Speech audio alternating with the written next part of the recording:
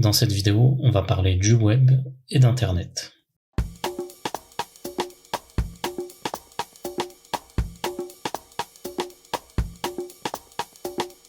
Il ne faut pas confondre internet et le web, parce qu'en fait, c'est pas vraiment la même chose. Internet, c'est un réseau informatique global composé de plusieurs autres réseaux privés ou publics et qui mettent en lien des ordinateurs, serveurs et clients par le biais de câbles sous-marins pour 99% du réseau et qui communiquent grâce à des ressources de télécommunication. Ce que l'on appelle ressources, ce sont par exemple des sites web, des serveurs, des boîtes mail, et ces ressources permettent notamment l'échange de messages électroniques, d'informations multimédia et de fichiers. Mais ça permet aussi la consultation de pages web.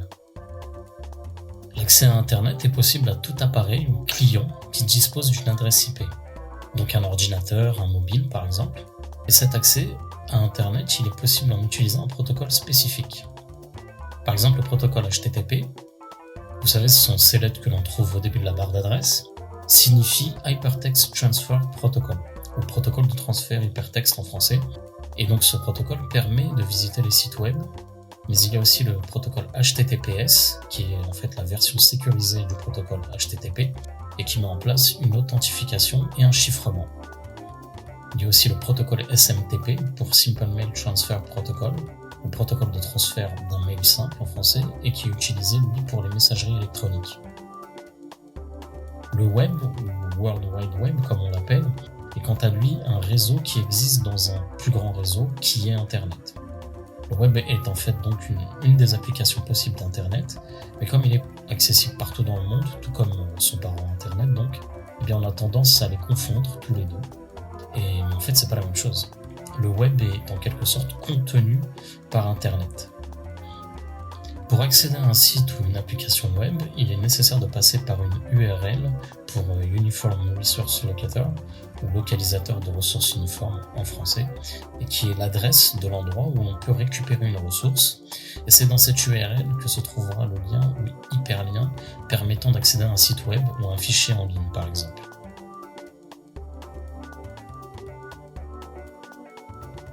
Alors, un serveur, basiquement, c'est l'endroit auquel s'adresse un client, c'est-à-dire votre ordinateur ou votre mobile donc, afin de récupérer des ressources. Ce serveur va utiliser le protocole HTTP dans ce but. On distingue le serveur web, qui va héberger des ressources, et le serveur HTTP, qui est un logiciel.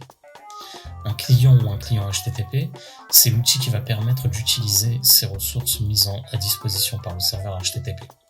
Ce client peut être un logiciel permettant de mettre en ligne des ressources et des documents.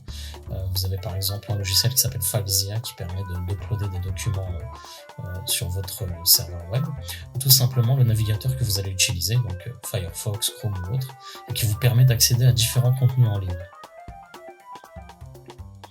Une page web est considérée par le navigateur web comme un document. Le Document Object Model, ou DOM, définit la structure d'une page HTML telle qu'elle est affichée par un navigateur web.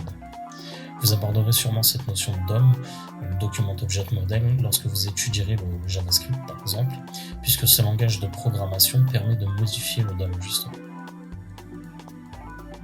Alors, Internet existait bien avant le web, puisque ce réseau tel que nous le connaissons est le descendant d'un programme militaire de défense consistant en un système informatique de défense aérienne qui s'appelait SAGE et qui sera renommé ARPANET puis rebaptisé MILNET pour devenir ensuite l'Internet que nous connaissons. Le web, quant à lui, aurait vu son premier réseau développé en 1989 par Tim Berners-Lee au centre de recherche nucléaire du CERN de Genève, afin de mettre en commun les informations concernant les expériences du CERN et de permettre en fait leur utilisation par les universitaires qui le souhaiteraient. Une espèce de bibliothèque en ligne en fait. Berners-Lee a donc pour cela repris des concepts du projet Xanadu qui avait été imaginé par le sociologue américain Ted Nelson, tels que le concept de partage de l'information et surtout du lien hypertexte qui permet de lier des pages entre elles. Il aurait aussi créé dans sa lancée la première version du HTML en 1993, déterminé les spécificités de l'URL et du protocole HTTP aussi, et enfin créé la W3C en 1994, dont le rôle est de définir les standards du web et de maintenir une cohérence et une cohésion autour de l'évolution du web. Quand vous lancez un navigateur, qu'il s'agisse de Firefox, Chrome ou autre, si vous tapez une adresse spécifique, disons youtube.com, le message passera par votre fournisseur d'accès qui le retransmettra à son serveur DNS, ce qui veut dire Domain Name System ou système de nom de domaine. Tralala.com ou youtube.com, ce que vous voulez.com, sont des noms de domaine par exemple. Le DNS se chargera alors de traduire les noms de domaine en adresse IP, car en réalité le client et le serveur ne communiquent qu'avec cette adresse qui est composée de chiffres. L'adresse IP de Google par exemple est 216.58.198.206. Et le DNS va donc convertir l'adresse que vous aurez tapée en lettres dans la barre d'adresse de votre navigateur en une série de chiffres afin que le réseau comprenne que c'est chez Google que vous souhaitez vous rendre. C'est d'ailleurs pour cette raison que tous les appareils connectés à Internet ont une adresse IP, afin de pouvoir notamment être localisables. Si par contre vous précisez directement l'adresse IP de la ressource ou du site voulu, le fournisseur d'accès n'aura pas à passer par un DNS et la page voulue s'affichera en principe directement. Si on fait l'essai et que l'on tape l'adresse IP de Google directement dans la barre d'adresse du navigateur, en chiffres donc, vous voyez que la page d'accueil apparaît directement. Et cela est possible lorsque l'on fait une requête via le navigateur qui, si tout se passe bien, permet de transmettre l'information au serveur, lequel nous renvoie potentiellement 3 fichiers HTML, CSS et JavaScript.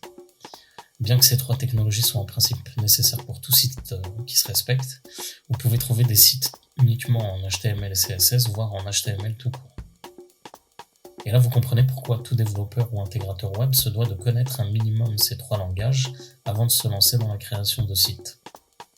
Quoi qu'il en soit, une fois que ces fichiers sont réceptionnés par le client, le navigateur analyse le document, son arborescence, le DOM donc, et ses langages, pour les comprendre et les traduire et enfin les afficher. Et tout cela en un clin d'œil, si vous avez une bonne connexion. J'espère que cette vidéo vous a plu et qu'elle vous a fait découvrir des choses. Je vous ai mis des liens en description vers des ressources intéressantes et je vous encourage vivement à toujours compléter ce que vous pouvez voir sur cette chaîne ou d'autres par d'autres recherches afin d'enrichir et de faire évoluer vos connaissances. Aussi, n'hésitez pas à me dire ce que vous pensez du contenu en commentaire. Si vous avez des infos à partager, n'hésitez pas, je suis preneur. Si vous avez des avis à mettre aussi, n'oubliez pas de vous abonner à la chaîne. En attendant, prenez soin de vous et de vos proches et à la prochaine.